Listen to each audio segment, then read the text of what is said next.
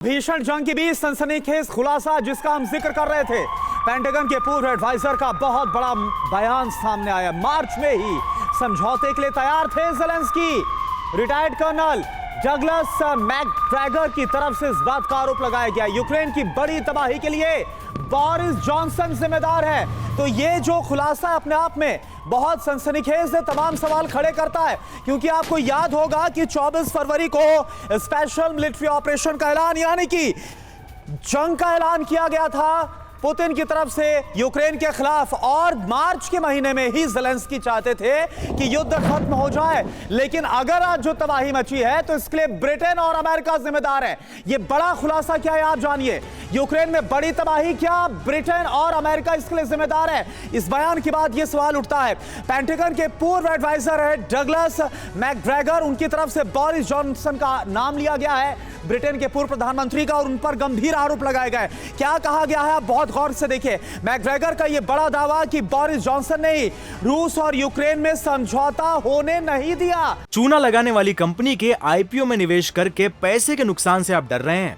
Best IPO निवेश करना चाहते हैं? फ्रीडम ऐप को डाउनलोड करें, आईपीओ निवेश में एक्सपर्ट बने। ये बात कही गई, और क्या कहा गया? ब्रिटेन के पूर्व पीएम ने, बोरिस जॉनसन ने ज़ेलेंस्की को भड़काया, और हमने देखा भी कि बोरिस जॉनसन ने जाकर बाकायदा कीव में मुलाकात भी की थी, और इसके बाद हमने ऋषि सुनक को भी देखा।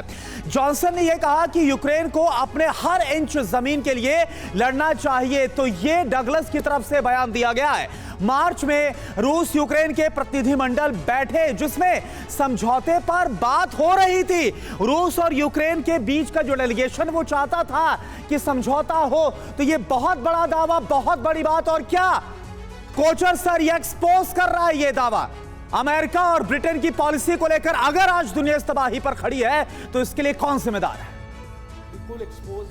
ये शुरू से ही जो हमारे पास रिपोर्ट्स आ रही थी और जो हम अपना एनालिसिस कर रहे थे जी, वो उसमें साफ था कि ज़ेलेंस्की अकेले ये लड़ाई को नहीं लड़ सकते। उनको नेटो का सपोर्ट चाहिए, यूनाइटेड स्टेट्स का सपोर्ट चाहिए, और ग्रेट ब्रिटेन का सपोर्ट चाहिए।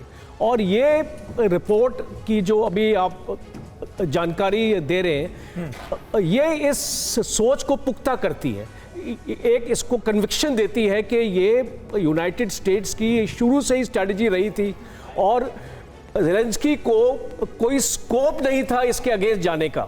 बिकॉज अगर इसको रशिया उसके ऊपर अटैक करता है तो ज़ेलेंस्की के पास इतना ये फायर पावर नहीं है, इतनी इसको मजबूती नहीं है उसकी फौज में कि वो उसको रिटेलिएट कर पाए। और इसीलिए ये जो पेंटागन की रिपोर्ट है इस चीज़ को सामने लेके आती है कि इसमें यूनाइटेड स्टेट्स का और ग्रेट ब्रिटेन का एक बहुत बड़ा रोल है। ये बिल्कुल स्पेकुलेशन सही है फिर? नहीं, बिल्कुल ठीक बात है ये बात तो, कि अगर वॉर सस्टेन किया तो निश्चित रूप से वेस्टर्न पावर, नाटो और अमेरिका जिम्मेदार। और इसके लिए इसके प्रोवोक भी किया, निश्चित रूप से सप्लाई भी किया, आर्म्स का भी सप्लाई किया, सारी मदद मिली।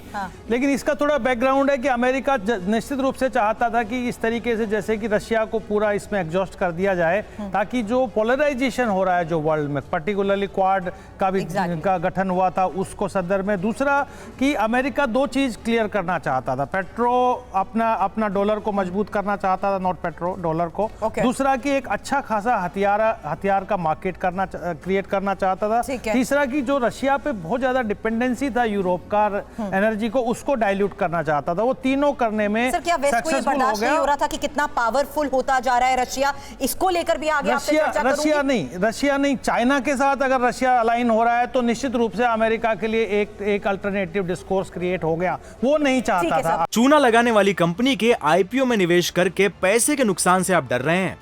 बेस्ट आईपीओ निवेश करना चाहते हैं? फ्रीडम ऐप को डाउनलोड करें, आईपीओ निवेश में एक्सपर्ट बने।